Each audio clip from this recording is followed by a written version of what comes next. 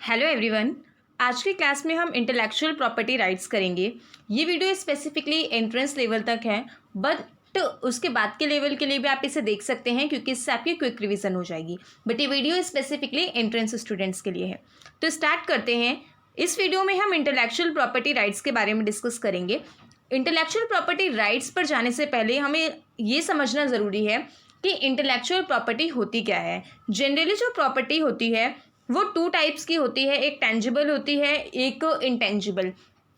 तो यानी कि जो प्रॉपर्टी हम देख सकते हैं, जैसे कि हमारी मूवेबल प्रॉपर्टी होती है और कुछ जिसे हम फिजिकल प्रॉपर्टी कह सकते हैं। बट कुछ प्रॉपर्टीज़ ऐसी होती हैं जिन्हें हमें प्रोटेक्शन की ज़रूरत होती है, बट उन्हें आप इजीली देख नहीं सकते या उनको वो फिजिकल तौर पे नहीं दिखती हैं आपको। तो यहाँ पे जैसे कुछ आइडियाज़ हो गए, कुछ फॉर्मूलाज हो गए, तो इस तरह के कुछ एक्सप्रेशंस हो गए जिन्हें हमें प्रोटेक्शन की ज़रूरत होती है। तो वो प्रोटेक्शन इंटेलेक्चुअल प्रॉपर्टी के तौर पे वो इंटेलेक्चुअल प्रॉपर्टी होती है हमारी, और उसकी प्रोटेक्शन के लिए हमें कुछ राइट्स की ज़रूरत होती है जो इंटेलेक्चुअल प्रॉपर्टी राइट्स होते हैं। तो यहाँ पे सबसे पहले हम इसका एक मीनिंग देख लेते हैं। यहाँ पे इंट्रोडक्शन, सबसे पहले क्या है इसका मतलब कि creation of some tangible assets concerning the business. वो टेंजिबल एसेट्स जो बिजनेस कर रहे हो या इसके ऑपरेशन में हो। तो इंटेलेक्चुअल जो प्रॉपर्टी है वो यहाँ पे क्या है, इंडिया के टर्म्स में ब्रांड, इनोवेशन, डिज़ाइन और या किसी भी अदर टाइप की क्रिएशन है जिससे कोई पर्सन बिजनेस करता है और उसके रेफरेंस में उसको कुछ लीगल राइट्स भी उसके पास होते हैं।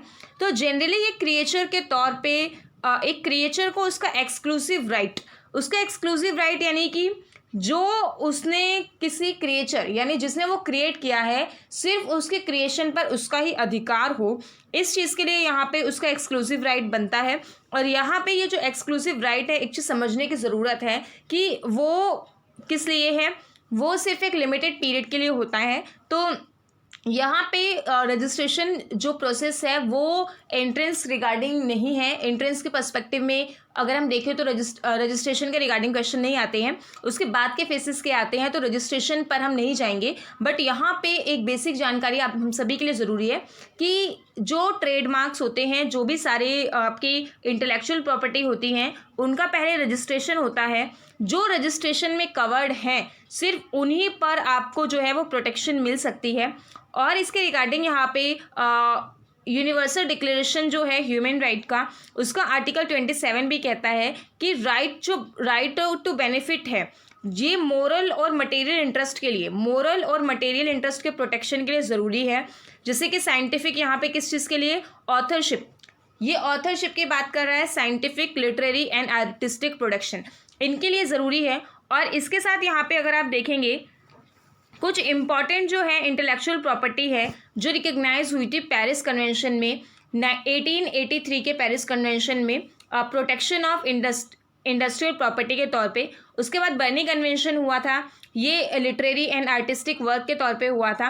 वैसे तो बहुत सारे डेवलपमेंट्स हो चुके हैं, कुछ 15 सेंचुरीज़ में हुए हैं, कुछ 19 सेंचुरीज़ में हुए हैं, काफ़ी इसमें डेवलपमेंट्स हुए हैं। बट यहाँ पे जो मेजर डेवलपमेंट्स हैं सिर्फ मैंने उन्हीं को यहाँ पे ऐड किया है। तो ये जो दोनों ही ट्रीटीज़ हैं, ये दोनों ही ट्रीटीज़ यहाँ पे किस चीज़ के लिए हैं, वर्ल्ड इंटेलेक्चुअल प्रॉपर्टी राइट। पहले से वीपो के अंडर में ये आता था। इसकी फुल फॉर्म भी समटाइम्स पूछी जाती है, वर्ल्ड इंटेलेक्चुअल प्रॉपर्टी राइट। इसके साथ दोनों ही आपको ये ट्रीटीज़ जो कन्वेंशन है, ये दोनों ही ध्यान में रखने ज़रूरी हैं। इसके बाद हम कुछ ऑब्जेक्टिव यानी कि आप इसको एडवांटेज के तौर पर भी देख सकते हैं। कुछ एडवांटेज डिस्कस करने ज़रूरी हैं। सबसे पहले ये क्या करता है कि अगर मान लो आप कुछ भी इन्वेंट कर रहे हो, आपने कुछ भी इन्वेंशन की है, अगर आपको उसका एप्रिसिएशन और उसका जो एक तरह से टाइटल है या आपको उसका क्रेडिट नहीं मिलेगा, तो डेफिनेटली यहाँ पे आपको और ज़्यादा इन्वेंशन करने का मन नहीं करेगा। तो यहाँ पे किसी भी तरह के इन्वेंशन को ये क्या करता है, ये लीगल प्रोटेक्शन प्रोवाइड करता है। सिर्फ मोरल प्रोटेक्शन नहीं, लीगल प्रोटेक्शन प्रोवाइड करता है। और इसके साथ यहाँ पे ये क्या करता है, कमिटमेंट करता है किसी additional resources for further innovation. और यहाँ पे और भी इनोवेशन के लिए इस तरह से इनकरेज करता है। इकोनॉमिक ग्रोथ होती है इससे, अगर यहाँ पे जो इंटेलेक्चुअल प्रॉपर्टी है हम उनको जब प्रोटेक्ट करते हैं तो उससे न्यू जॉब्स और इंडस्ट्रीज़ जो हैं वो बिल्ड होती हैं। और यहाँ पे जो है वो एक पर्टिकुलर ये क्या करता है, ये क्वालिटी की गारंटी देता है, जिसकी वजह से यहाँ पे जो क्वालिटी इन्हेंस होती है किसी भी प्रोडक्ट की। और कुछ ऐसे प्रोडक्ट्स होते हैं, कुछ ऐसे यहाँ पे चीज़ें होती हैं जो प्रोटेक्ट होने की वजह से आपकी लाइफ के लिए भी बहुत ज़रूरी होती हैं। तो यहाँ पे इकोनॉमिक ग्रोथ डेफिनेटली ये करता ही है इम्प्रूव। इसके बाद safe guard the right of creature के राइट्स को ये सेव करता है। अगर किसी ने कोई इन्वेंशन की है, किसी का कोई आइडिया है, तो यहाँ पे बहुत सारे आइडियाज़ को जो प्रोटेक्ट किया जाता है। और इसके साथ साथ यहाँ पे जैसे क्लियरली कहा जा रहा है, IPR is required to safeguard creators and other producers of the intellectual commodity goods and services by granting them certain time limit। यहाँ पे ये जो सारे इंटेलेक्चुअल प्रॉपर्टी के राइट्स में जो इनको ये ग्रांट किए जाते हैं, पेटेंट, कॉपीराइट जैसे चीज़ें, तो इनका एक लिमिटेड पीरियड होता है। और उस पीरियड के बाद कुछ कुछ जैसे ट्रेडमार्क वगैरह जो हैं, इनमें क्या होता है, ये पीरियड एक्सटेंड हो जाता है। बट एज अ जनरल यहाँ पे एक लिमिटेड पीरियड दिया जाता है, उसको समझना ज़रूरी है। अब इसके साथ यहाँ पे ये क्या करता है, इनोवेशन और क्रिएटिविटी को प्रोटेक्ट करता है। और इसके साथ यहाँ पे क्या करता है, ईज ऑफ डूइंग बिजनेस इसको इंश्योर करता है। It promotes innovation and creativity and ensures ease of doing business. It's facilitates the transfer of technology in the form of foreign direct investment, joint ventures and licensing. इसके साथ क्या करता है, ये market value को, आपके बिजनेस के market value को क्या करेगा, इन्हेंस करेगा। तो यहाँ पे आपने देखा होगा, अगर आप कुछ प्रोडक्ट लेने जाते हो या आप नॉर्मली यहाँ पे आप कोई भी अगर ग्रोसरी का भी सामान ले रहे हो या कोई कपड़े तो अगर हम इसको हटा भी दें तो कुछ भी आप चीज़ दे रहे हो या आप अपने टीवी ले रहे हो, कुछ भी ले रहे हो, आप इसमें ब्रांड पे जाते हो, क्योंकि ब्रांड से आपको क्या होता है, ट्रस्ट होता है कि अगर ये इस ब्रांड की कोई पर्टिकुलर चीज़ है तो ये सही होगी। तो यहाँ पे ये क्या करता है, ये आपके बिजनेस को तो इन्हेंस करने के साथ साथ आपकी क्वालिटी को दर्शाता है। और क्वालिटी के साथ साथ आपका जो एक मार्केट वैल्यू होती है, आपकी रेपुटेशन बनती है। इसके साथ ये क्या करता है, आइडिया और जो थॉट्स होते हैं इनको प्रॉफिट मेकिंग एसेट्स में कन्वर्ट कर देता है। तो ये होते हैं। अब इसके साथ इंटेलेक्चुअल प्रॉपर्टी राइट्स के होने के, वो तो इंटेलेक्चुअल प्रॉपर्टीज़ थी उसके रजिस्टर्ड होने के, बट यहाँ पे क्या है, बेनिफिट्स हैं इंटेलेक्चुअल प्रॉपर्टी राइट्स के होने के। तो इंटेलेक्चुअल प्रॉपर्टी राइट्स जो है ये सिर्फ आइडिया और कॉन्सेप्ट को ही प्रोटेक्ट नहीं करता, बट ये क्या करता है, जेन्युइनली बिजनेस एसेट्स को प्रोटेक्ट करता है। और जो क्या कर रहा है, प्रोडक्ट और सर्विसेज आपको प्रोवाइड करवा रहा है। और इसके साथ यहाँ पे जो इसके सक्सेस है और जो प्रॉफिटेबिलिटी है यहाँ पे बिजनेस की, वो डिपेंड करती है इंटेलेक्चुअल प्रॉपर्टी राइट्स पे। तो अगर आपको इंटेलेक्चुअल प्रॉपर्टी राइट मिला है तो यहाँ पे वो जनरली क्या करेगा, आपकी क्वालिटी जब बढ़ाएगा और ट्रस्टेबल आपके प्रोडक्ट्स होंगे तो उसमें आपको ही बेनिफिट मिलेगा। अब इसके साथ हम यहाँ पे क्या देखेंगे, सारे जो ट्रेडमार्क्स हैं उन सभी ट्रेडमार्क्स से रिलेटेड थोड़ा थोड़ा हम व्यू देखेंगे जो एंट्रेंस पर्सपेक्टिव से सफिशिएंट है। पहला है यहाँ पे कॉपीराइट। तो कॉपीराइट यहाँ पे ये ग्रांट किस लिए किया जाता है, कॉपीराइट ये रिटर्न पब्लिश्ड वर्क के लिए ग्रांट किया जाता है। और जैसे कि बुक्स हो गए, सॉन्ग्स हो गए, फिल्म्स हो गए, आपने देखा होगा कि यूट्यूब पे काफ़ी सारी जो वीडियोस होती हैं, जो सॉन्ग्स होते हैं, मूवीज़ होते हैं, सभी पे कॉपीराइट होता है। अगर आप इनको यूज़ करते हो तो आप पे कॉपीराइट जो है वो क्लेम पर्सन कर सकता है जिसने कॉपीराइट ऑब्टेन किया हो। यहाँ पे एक चीज़ ज़रूरी है कि आपने कॉपीराइट लिया भी हो। अगर आपने कॉपीराइट लिया नहीं है तो आप क्लेम नहीं कर सकते हो, कॉपीराइट लेना ज़रूरी है। और ये 1957 का एक्ट के थ्रू आया था। और यहाँ पे इसके थ्रू प्रोटेक्शन कितने साल की मिलती है, 60 ईयर्स की। और टिल डेथ, यानी कि जो भी पहले हो जाए, अगर 60 साल से पहले डेथ हो जाए तो वो वहीं पर आपको कॉपीराइट ख़त्म हो जाएगा। वरना अगर आप लिविंग हैं तो 60 ईयर्स तक आपके जो प्रोडक्ट है उसका, या आपने जो भी आपकी चीज़ है, जो भी आपकी इन्वेंशन है, जो भी है, उसकी प्रोटेक्शन से 60 ईयर्स तक होगी। इसके बाद हम बात करेंगे पेटेंट की। पेटेंट यहाँ पे क्या है कि पेटेंट बहुत इंपॉर्टेंट है। पेटेंट यहाँ पे आपको 20 सालों के लिए ग्रांट किया जाता है। और पेटेंट राइट जो है वो किसी इन्वेंशन और यहाँ पे कोई बिजनेस प्रोडक्ट और प्रोसेस या कॉन्सेप्ट को क्या करता है, वो प्रोटेक्ट करता है पेटेंट एक्ट। पेटेंट एक्ट के लिए कुछ चीज़ें ज़रूरी हैं कि जैसे कि आपको जो आप जिस चीज़ के लिए आप पेटेंट कराने जा रहे हो वो क्या होना चाहिए, एकदम न्यू प्रोडक्ट होना चाहिए, आपने खुद इन्वेंट किया होना चाहिए। और इसके साथ एक चीज़ और है कि मान लो उसका सब्सटेंस पहले से था, ठीक है, तो यहाँ पे सब्सटेंस उसका पहले से था, लेकिन आप फिर उसमें कुछ ऐड करके उसको अपना पेटेंट करवा लो, तो ऐसा नहीं है। आप देखते हो कि बाज़ार में काफ़ी सारे जो एडिडास या पूमा जैसे ब्रांड्स होते हैं, तो इसमें क्या होते हैं कि यहाँ पे कुछ चेंजेस करके मॉडिफाई करके उसको सेल कर देते हैं। तो यहाँ पे वो मॉडिफाई करके वो लेकिन उसको रजिस्टर नहीं करवा सकते, ठीक है। वो बाज़ार में लोकल चीज़ों में उसको सेल करते हैं, बट यहाँ पे ऐसे रजिस्टर नहीं करवा सकते। तो जो पेटेंट एक्ट है यहाँ पे वो 1970 में आया था पहले, उसके बाद ये अमेंड हुआ है, और 2002 में जब आया तो उसके बाद से हम पेटेंट एक्ट 2002 लेकर ही चल रहे हैं।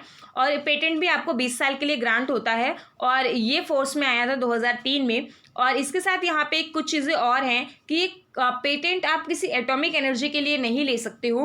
पेटेंट आपको इस कुछ एक्सेप्शन के तौर पे आप इन्हें देख सकते हो। एग्रीकल्चरल या हॉर्टिकल्चर, यहाँ पे इनके प्रोसेस के लिए आप पेटेंट नहीं ले सकते हो। और कुछ जैसे मैंने अभी बताया कि कोई नॉन सब्सटेंस है जिसमें आप मॉडिफाई कर रहे हो या उसमें आप कुछ न्यू इन्वेंट कर रहे हो इनोवेशन के तौर पे, तो आप उसके लिए पेटेंट नहीं ले सकते हो। तो अगर नॉन सब्सटेंस है, आपका सब्सटेंस भी पूरी तरह से न्यू होना चाहिए। और इसके साथ यहाँ पे क्या है कि न्यू होने के साथ साथ अभी जो आप पेटेंट ले रहे हो ये इंडस्ट्री पर एप्लीकेबल होना चाहिए, इनोवेटिव होना चाहिए, एकदम न्यू होना चाहिए, उसका आइडिया भी न्यू होना चाहिए।